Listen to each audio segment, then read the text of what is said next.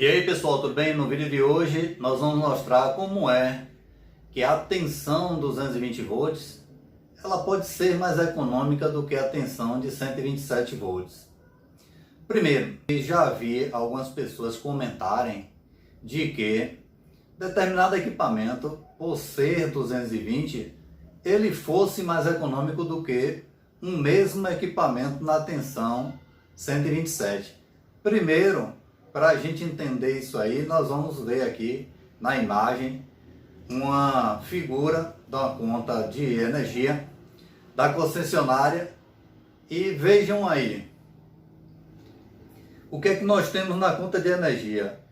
Primeiro você tem que levar em conta o que é que você paga. Se você pagasse a concessionária a tensão em volts, você ia pagar mais caro 220 do que o 127. Mas você não paga volts. Observe aí na segunda coluna da tarifa. Na primeira coluna nós temos os itens da fatura, que é o consumo, aí multas, juros e outras questões. Mas no consumo, na segunda coluna, na unidade, nos mostra o que é que nós consumimos. Nós não consumimos a tensão. Então não importa se a tensão é 220 ou 127. Porque o que nós consumimos é a potência em watts, que no nosso caso aqui nós temos o quilowatts. Então, o que devemos levar em conta é se o equipamento tem mais ou menos potência, e não importa se ele é 220 ou 127. Mas como é que o 220 volts ele pode ser mais econômico? Vejamos aqui a tabela da NBR 5410, tabela 36, e vamos ver aqui um exemplo que eu estou mostrando para vocês.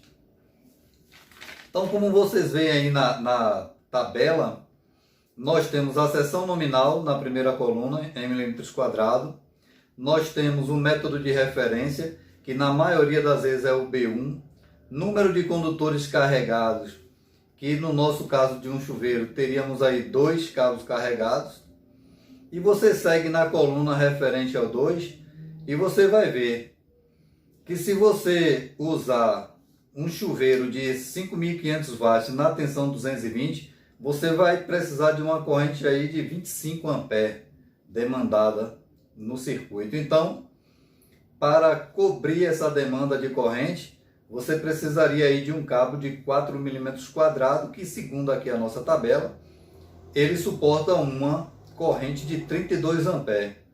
Sendo que se esse mesmo chuveiro você instalasse no 127 volts, você teria aí uma corrente em torno de 43 amperes, o que você precisaria agora de um cabo de 10 milímetros quadrados, que suporta uma corrente de 57 amperes.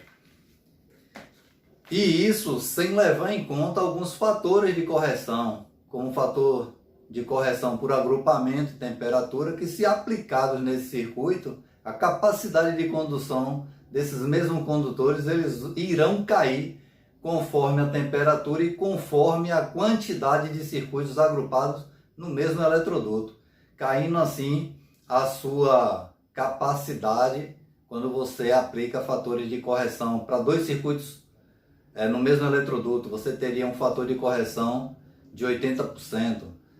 3 circuitos já ia demandar mais correção, 70%, por aí vai.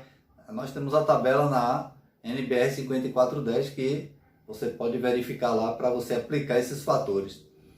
Então, é aí onde entra a economia de quando você faz projetos em 220. E o que se tem que levar em consideração é uma análise que deve ser feita num projeto para verificar a real necessidade de um sistema bifásico e às vezes até trifásico, ou se o monofásico seria suficiente para dar conta do projeto elétrico da edificação. Imagine você uma casa com 2 banheiros, onde nós temos lá tomadas, as 2 tomadas, né, de cada banheiro, no mesmo circuito de tomada. E hoje nós temos secadores de cabelo aí em torno de 2.100 watts de potência. Eu já vi secador de cabelo de 6.000 watts de potência. Não pesquisei muito sobre as características desse secador, mas já temos isso aí no mercado. Mas vamos considerar um de 2.100 e que em um dado momento duas pessoas resolvem secar o cabelo ao mesmo tempo. Um vai secar em um banheiro, o outro no segundo banheiro. E aí você vai ter a soma nesse circuito de tomada de, vamos supor aí, cada secador de cabelo sendo 2.100 watts, você vai ter agora uma demanda em um circuito de tomada de 4.200.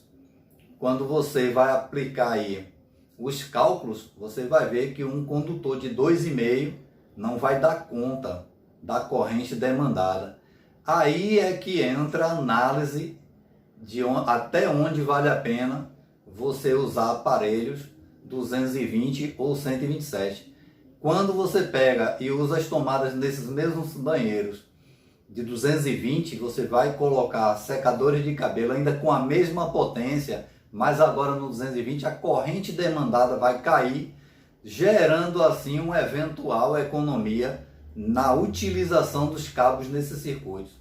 E aí você vai ver tantos outros equipamentos que a edificação vai usar e você vai decidir entre estabelecer ali uma conexão 220 ou 127, visando a economia nos cabos que serão utilizados, beleza? Então, vamos esquecer essa conversa de que um equipamento 220 ele é mais econômico do que o 127, isso não existe.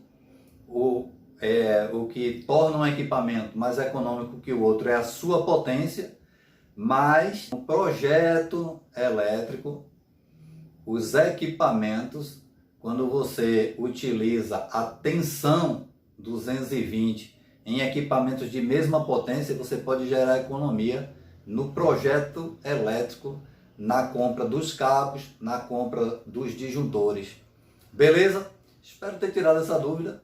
Qualquer coisa que não tenha ficado bem claro, coloca aí nos nossos comentários.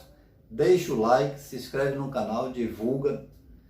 E isso é muito importante para nós. Não cobramos nada e é só o que pedimos, o que é de graça. E não toma o seu tempo para isso. Valeu? Forte abraço, fiquem todos com Deus.